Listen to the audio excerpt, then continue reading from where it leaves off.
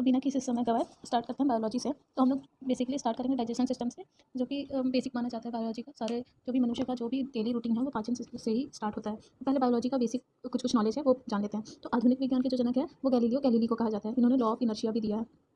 और विज्ञान के जनक अरस्तु हैं। यहाँ पे लोगों को डाउट होता है क्योंकि आधुनिक विज्ञान के जनक गैलीलियो गैलीली हैं, लेकिन विज्ञान के जनक अरस्तु हैं। ठीक है। और बायोलॉजी शब्द का पहली बार प्रयोग किया था लेमार्क और टिबीरियनस ने। इसको आप लोग कैसे याद करेंगे? लेमार्क यानी मार खाया टीवी देखा तो। ठीक है।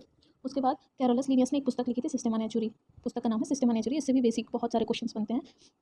और जीव विज्ञान का वर्गीकरण किया था कैरोलस लिनियस ने। इन्होंने 2 पार्ट्स में डिवाइड किया था, जूलॉजी और बॉटनी। ठीक है। जूलॉजी को अलग डिस्कवर किया अरस्तु ने और बॉटनी को थियोफ्रेस्टस। तो इसको कैसे याद करेंगे? बॉटनी यानी कि पेड़ पौधों का अध्ययन।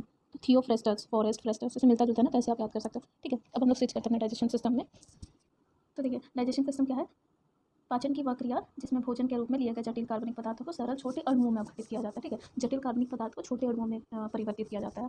उसके बाद आहार नलिका और आवश्यक भोजन की मात्रा ग्रहण करने के बाद भोजन आमाशय में पहुंचती है और यह क्रिया पाचन कहलाती है। पाचन की क्रिया भोजन के मुंह में जाने से ही स्टार्ट हो जाती है। ठीक है। पाचन क्रिया में एंजाइम की महत्वपूर्ण भूमिका होती है। एंजाइम एक प्रकार का प्रोटीन होता है। ठीक है। इससे भी क्वेश्चन बनता है कि एंजाइम क्या है। तो ये एक प्रकार का प्रोटीन है। एंजाइम जैव उत्प्रेरक का कार्य करता है, मतलब एक्साइट करता है। पाचन की क्रिया जो है 25 डिग्री सेल्सियस से 45 डिग्री सेल्सियस में कार्यशील होती है। ठीक। अधिक तापमान में प्रोटीन क्रियाशील हो जाता है। पाचन क्रिया में भाग लेने वाले जो भी जटिल पोषक तत्व होते हैं उनको सरल संरचना में बदला जाता है। ये तो हम लोग ने ऊपर भी पढ़ा था। अब देख लेते हैं रेखा चित्र से कि पाचन की क्रिया कैसे होती है। ठीक है। तो ह्यूमन का जो डाइजेस्टिव सिस्टम है उसको 2 पार्ट्स में डिवाइड किया है। आहार नाल और संबंध पाचक ग्रंथियों को अलग कर दिए हैं और बाकी पार्ट्स को अलग कर दिए हैं। ठीक है। आहार नाल को एलिमेंट्री कैनाल भी बोलते हैं इंग्लिश में, तो इंग्लिश वालों को दिक्कत नहीं होगी।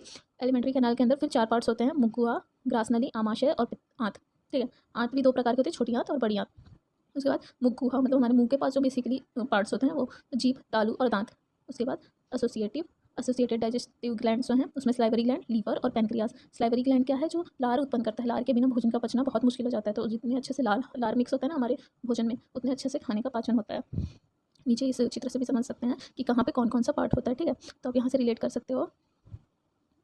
यहाँ पे मुंह से स्टार्ट होता है, फिर यहाँ पे स्लाइवरी ग्लैंड होता है। ठीक है। और यहाँ पे होता है पिट्यूटरी ग्लैंड। यहाँ पे ये जो है ह्यूमन बॉडी की सबसे छोटी ग्लैंड है। ग्लैंड यानी ग्रंथि होता है बेसिकली। उसके बाद फिर वो भोजन नाल से होते होते नीचे आता है लीवर तक। फिर लीवर के नीचे होता है गाल ब्लैडर। ठीक है। गाल ब्लैडर से क्वेश्चन आते हैं, उसको हम लोग आगे डिस्कस करेंगे। उसके बाद लीवर के नीचे होता है स्टमक। लीवर जो है सबसे बड़ी ग्रंथि है हमारे शरीर में।